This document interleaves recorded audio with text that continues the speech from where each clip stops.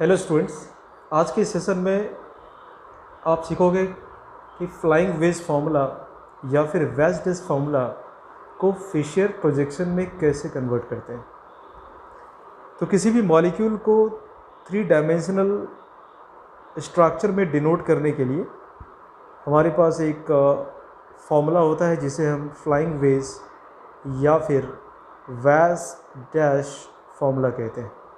यहाँ पे दो ग्रुप जो प्लेन पे प्रेजेंट है, प्लेन ऑफ द पेपर और प्लेन ऑफ द स्क्रीन जो आप देख पा रहे हैं, जैसे ए और बी को मैंने लिया हुआ है, ये प्लेन पे होगा और जो यहाँ पे डैश में दिया हुआ है ये ऑब्जर्वर से दूर की तरफ जाएगा, यानी प्लेन के पीछे होगा।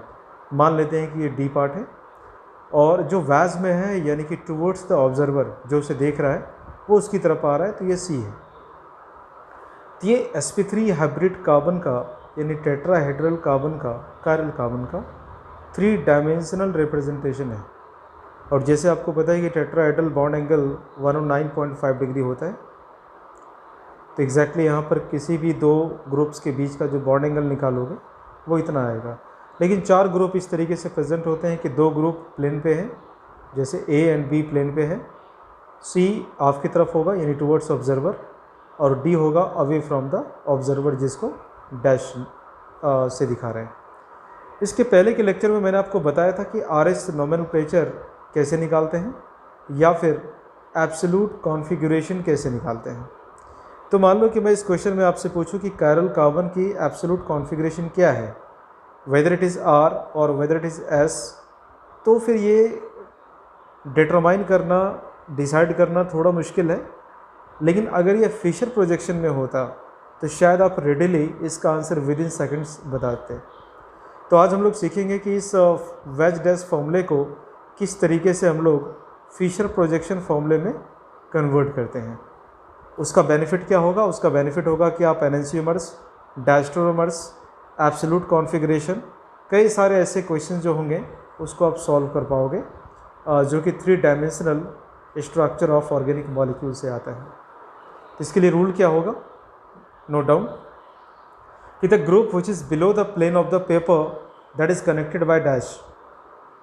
अब इस 3 डायमेंशनल स्ट्रक्चर में देखो कि जो CH3 ग्रुप है मिथाइल, ये प्लेन के पीछे है, राइट। ये आपका डैश से कनेक्टेड है, मतलब ये below the plane of paper होगा, ये होगा आपका below the plane of paper. Is kept at bottom in the Fischer projection. इसी को हमने वर्टिकल लाइन के बॉटम पे रखा हुआ है फिशर प्रोजेक्शन के अंदर। अब बचे आपके 3 ग्रुप्स। तो इसमें ये कह रहे हैं कि जो रिमेनिंग 3 ग्रुप्स हैं are attached in the same sequence और सीक्वर क्लॉकवाइज और anti clockwise as they appear in flying wedge formulae. तो फ्लाइंग वेज फार्मूला में यहाँ पे देखते हैं कि जो रिमेनिंग 3 ग्रुप्स हैं उसमें OH की प्रायोरिटी 1 है, COOH की प्रायोरिटी 2 है, राइट। और हाइड्रोजन यहाँ पे हालांकि 4th प्रायोरिटी का है, लेकिन हमने जो प्लेन वाले ग्रुप थे ऐसे 3 ग्रुप लिए हुए थे, तो आप 1 से 2 की तरफ जा रहे हो और 2 से 3 या हाइड्रोजन की तरफ आ रहे हो। तो ये एंटी क्लॉकवाइज सीक्वेंस में है तीनों। तो यहाँ पर भी जो 3 ग्रुप होंगे हमारे पास OH, COOH और H फिशर प्रोजेक्शन के अंदर, तो यहाँ पे भी आप देखोगे कि ये एंटी क्लॉकवाइज सीक्वेंस के अंदर है, राइट। इसका मतलब हमने OH को राइट में लिखा, H को लेफ्ट में लिखा और वर्टिकल लाइन पे COOH को टॉप पे लिखा है, ठीक है। तो इस तरीके से हमने ये कन्वर्ट कर लिया। अब आप इसका कॉन्फ़िगरेशन निकाल सकते हैं। तो प्रायोरिटी मैं यहाँ पे असाइन कर देता हूँ कि प्रायोरिटी क्या होगी ग्रुप्स की। तो ग्रुप की प्रायोरिटी में OH की प्रायोरिटी 1 है, COOH की 2 है और CH3 की 3 है। तो आप 1 से 2 और 2 से 3 की तरफ आ रहे हो, मतलब एंटी क्लॉकवाइज आ रहे हो। और हाइड्रोजन हॉरिजॉन्टल लाइन पे है, तो कॉन्फ़िगरेशन एंटी क्लॉकवाइज के लिए क्या होगा? R होगा। यानी कि जो ये स्ट्रक्चर दिया हुआ था फ्लाइंग वेज का, इसकी कॉन्फ़िगरेशन यहाँ पे R है, जिसे हमने फिशर प्रोजेक्शन में कन्वर्ट करके आसानी से निकाल लिया। कुछ और एग्जांपल में इसको देखेंगे जिससे कि और थोड़ी क्लैरिटी आ जाए। तो एक दूसरे एग्जांपल में आप देखोगे कि जो हाइड्रोजन है ये डैश से दिखाया हुआ है, यानी कि ये below the plane of paper है या behind the plane of paper है। तो इसको फिशर प्रोजेक्शन के वर्टिकल लाइन पे नीचे दिखा दिया, यही बताया था रूल्स में। अब जो रिमेनिंग 3 ग्रुप्स होंगे उनको उसी सीक्वेंस में लिखना है जिस सीक्वेंस में वो फ्लाइंग वेज फॉर्मूले में प्रेजेंट है। तो जैसे आप CH3 से CH2CH3 यानी कि इथाइल, मिथाइल से इथाइल की तरफ आते हो तो एंटी क्लॉकवाइज, और इथाइल से OH की तरफ आते हो तो फिर से एंटी क्लॉकवाइज। तो सिमिलरली फ्लाइंग वेज में भी आप देखोगे कि अगर मिथाइल से इथाइल की तरफ जा रहे हो तो एंटी क्लॉकवाइज, और इथाइल से अल्कोहलिक ग्रुप की तरफ आ रहे हो तो एंटी क्लॉकवाइज। ऐसे ग्रुप हमने लगा दिया। अब इसकी कॉन्फ़िगरेशन निकालनी आसान है। तो यहाँ पे हम लोग क्या करेंगे, इसको प्रायोरिटी असाइन कर देते हैं। तो OH की प्रायोरिटी 1 है, इथाइल की प्रायोरिटी 2 है, CH3 की प्रायोरिटी 3 है। तो आप 1 से 2 की तरफ आओ और 2 से 3 की तरफ आओ, तो आप क्लॉकवाइज आओगे और हाइड्रोजन वर्टिकल लाइन पे है तो क्लॉकवाइज का कॉन्फ़िगरेशन R हो जाएगा। इसका मतलब जो फ्लाइंग वेज में फॉर्मूला दिया था वो R कॉन्फ़िगरेशन का था, राइट। एक और प्रैक्टिस करके यहाँ पे देखते हैं कि मान लो कि आपको फ्लाइंग वेज का ये फॉर्मूला दिया हुआ है, इसको हमें फिशर प्रोजेक्शन में कन्वर्ट करना है। तो हाइड्रोजन आप देख रहे हो कहाँ है, बिलो द प्लेन है, डैश से रिप्रेजेंटेड है। तो हाइड्रोजन को मैं वर्टिकल लाइन के बॉटम पे दिखा दूंगा लाइक दिस। अब जो रिमेनिंग 3 ग्रुप्स होंगे मेरे पास, वो जिस सीक्वेंस में होंगे उसी सीक्वेंस में हमने दिखाना है रिमेनिंग 3 ग्रुप्स को। तो OH से PH की तरफ आते हो तो आप कैसे आ रहे हो, एंटी क्लॉकवाइज आ रहे हो। तो OH से PH की तरफ हम लोग आते हैं तो एंटी क्लॉकवाइज आते हैं, और फिर जब PH से COOH की तरफ आओगे तो फिर से आप एंटी क्लॉकवाइज ही आओगे, राइट। तो यहाँ पे मैं PH बना लेता हूँ, यहाँ पर OH और यहाँ पे COOH, राइट। अब ध्यान से देखो कि OH से PH की तरफ आ रहे हो तो एंटी क्लॉकवाइज, और PH से COOH की तरफ आ रहे हो तो एंटी क्लॉकवाइज, राइट। तो प्रायोरिटी असाइन कर देते हैं, ये 1 प्रायोरिटी का है, ये 2 प्रायोरिटी का है, और ये 3 प्रायोरिटी का है, राइट। तो 1 से 2 आओ, 2 से 3 आओ, क्लॉकवाइज आ रहे हो, और हाइड्रोजन वर्टिकल पे है तो ये R कॉन्फ़िगरेशन का होगा। अब इसका रिवर्स हम लोग देखते हैं, सिंस इंटर कन्वर्जन पढ़ रहे हैं। तो इस वाले स्ट्रक्चर में, इसमें हम लोग देखेंगे कि हाइड्रोजन कहाँ है, वर्टिकल लाइन के बॉटम पे है। इसका मतलब इसको हम लोग डैश से दिखाएंगे, राइट। तो पहले मैं 3 ग्रुप यहाँ पे ले लेता हूँ, एक वैज लूँगा और एक डैश लूँगा। तो डैश पे मैंने दिखा दिया हाइड्रोजन को। अब जो रिमेनिंग 3 ग्रुप हैं वो सेम सीक्वेंस पे आएंगे, जैसे COOH, OH और PH। एग्जैक्टली आप देखोगे सेम सीक्वेंस पे है। ये तीनों ग्रुप एक दूसरे के रिस्पेक्ट में एंटी क्लॉकवाइज है, राइट। ये मैं कॉन्फ़िगरेशन नहीं बता रहा हूँ, ये मैं कन्वर्जन का सीक्वेंस आपको बता रहा था। अब अगर हमें प्रायोरिटी डिसाइड करनी है तो प्रायोरिटी यहाँ पे OH ग्रुप की आएगी 1, COOH की आएगी 2 और PH की आएगी 3।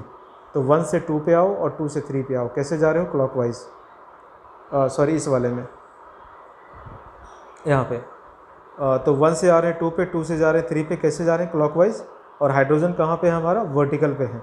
तो हाइड्रोजन अगर वर्टिकल पे होगा तो क्लॉकवाइज का R होगा। तो इसकी कॉन्फ़िगरेशन क्या आ गई, R, राइट। तो ऐसे कई कॉन्फ़िगरेशन को हम लोग इंटर कन्वर्ट कर सकते हैं। एक और एग्जांपल देखते हैं। अब यहाँ पे देखो 2 कायरल सेंटर प्रेजेंट है इस फिशर प्रोजेक्शन के फॉर्मूले में। इसको हम लोग सॉहॉर्स फॉर्मूले में कन्वर्ट करने जा रहे हैं, सॉहॉर्स फॉर्मूले में कन्वर्ट करने जा रहे हैं। तो यहाँ पे क्या करना है कि the Fischer projection is directly translated into eclipsed sawhorse and eclipsed Newman projection, right. तो ध्यान रखेंगे कि एक्लिप्स्ड कॉन्फॉर्मेशन ही होनी चाहिए। तो क्या करना है आपको कि जो वर्टिकल लाइन पे दिए हुए हैं 2 ग्रुप CHO और CH2OH, तो मान लो कि ऑब्जर्वर यहाँ से इसको देख रहा है ऐसे, ठीक है। तो ऑब्जर्वर अगर इसको नीचे की तरफ से देख रहा है तो फर्स्ट ग्रुप हम लोग यहाँ पे मान लेते हैं CH2OH।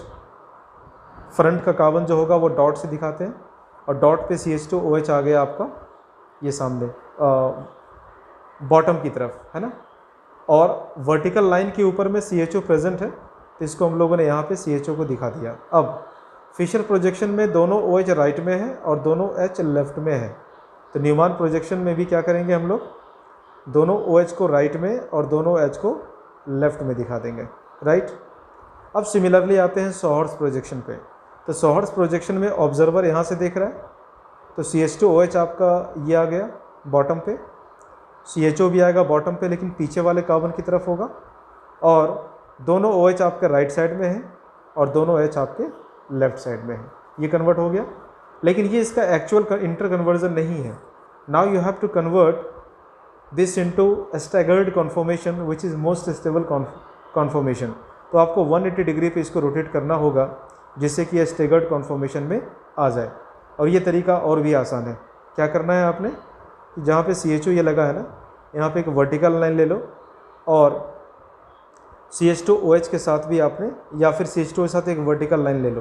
तो मान लो कि मैंने एक कार्बन के अबाउट 180 डिग्री रोटेट किया है, तो CH2OH मेरा टॉप पे आ गया जो कि बॉटम पे था, OH मेरा लेफ्ट पे आ गया, H मेरा राइट पे आ गया, keeping configuration at second carbon constant.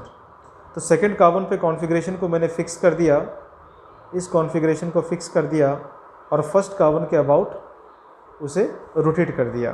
First carbon मतलब मैं टुवर्ड्स ऑब्जर्वर साइड से आपको बता रहा हूँ। तो ये आ गया आपका स्टैगर्ड कॉन्फॉर्मेशन में, और ये इंटर कन्वर्जन हो गया फिशर प्रोजेक्शन का 100 हॉर्स में। अब हम लोग देखते हैं कि न्यूमान में कैसे होगा। तो न्यूमान में भी जो आपका CH2OH और CHO, यहाँ पे आप देख रहे हैं कि फ्रंट कार्बन हमारा डॉट होता है, तो CH2OH को मैंने टॉप पे दिखा दिया, राइट। उसके पीछे वाले सर्कल वाले कार्बन पे CHO है बैक में, तो CHO को बॉटम पे दिखा दिया, और दोनों OH राइट में है, राइट, और दोनों H लेफ्ट में है एक्लिप्स कॉन्फॉर्मेशन में। लेकिन जब इसको हम स्टैगर्ड में चेंज करेंगे तो हमें 180 पे रोटेट करना होगा। तो 180 पे हमने क्या किया, CHO की कॉन्फ़िगरेशन को फिक्स कर दिया और CH2OH वाले को रोटेट कर दिया। कितने से, 180 से। तो फिर ये स्ट्रक्चर आ जाएगा। ये मैं दोबारा आपको समझाता हूँ कि इंटर कन्वर्जन कैसे हुआ है, ठीक है, CH2OH और CHO वाले न्यूमान प्रोजेक्शन का। तो देखो हमने इस तरह से ये स्ट्रक्चर लिया था एक्लिप्स कॉन्फॉर्मेशन में, OH राइट में था, H लेफ्ट में था, और ये था CH2OH, राइट। फिर इसके बैक वाले कार्बन पे यानी सर्कल वाले कार्बन पे CHO था, OH था और H था। अब इसे हमें कन्वर्ट करना है स्टैगर्ड कॉन्फॉर्मेशन में bye rotating 180 degree bond angle. आसान है, क्या करना होगा, किसी एक को फिक्स कर लो, राइट। तो मान लो कि मैंने यहाँ पर CHO को फिक्स कर लिया, तो जो सर्कल पे 3 ग्रुप लगे हुए हैं ना, ये फिक्स हो गए, सर्कल वाले ग्रुप हो गए फिक्स्ड। अब आपको रोटेट करना है किसको, जो फ्रंट पे कार्बन है, जो डॉट पे कार्बन है। तो डॉट वाले तीनों ग्रुप को 180 डिग्री पे रोटेट कर दो, तो फिर स्ट्रक्चर आपको ऐसा दिखेगा। CH2OH आपका ऊपर आ गया, राइट, OH आपका इधर आ गया और H आपका इधर आ गया। एग्जैक्टली जो डॉटेड लाइन में दिखा रखा है ना लेफ्ट वाले स्ट्रक्चर में, उसी के अबाउट ये तीनों ग्रुप आ गए। और अब इसको आप कह सकते हो कि ये स्टैगर्ड कॉन्फॉर्मेशन की तरफ आ गया है। पहले एक्लिप्स में था, राइट, और ये परफेक्ट स्टैगर्ड नहीं है क्योंकि यहाँ पे CHO ग्रुप प्रेजेंट है और ये CH2OH ग्रुप प्रेजेंट है, लेकिन फिर भी समवॉट कह सकते हैं कि ये मोर स्टेबल फॉर्म है, राइट।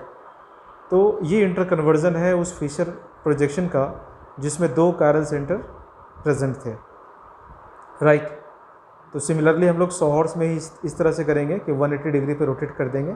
किसी एक कार्बन के अबाउट कॉन्फ़िगरेशन को फिक्स कर दो और दूसरे के अबाउट रोटेट कर दो। तो एक न्यू टॉपिक जिसे हम लोग कहते हैं कॉन्फॉर्मेशंस।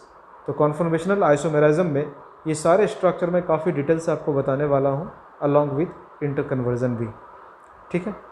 तो आज के सेशन को मैं यहीं पे कंक्लूड करता हूँ और नेक्स्ट सेशन में किसी न्यू कॉन्सेप्ट के साथ फिर से मिलते हैं। Till then take care, keep enjoying life, keep enjoying chemistry. Thank you so much.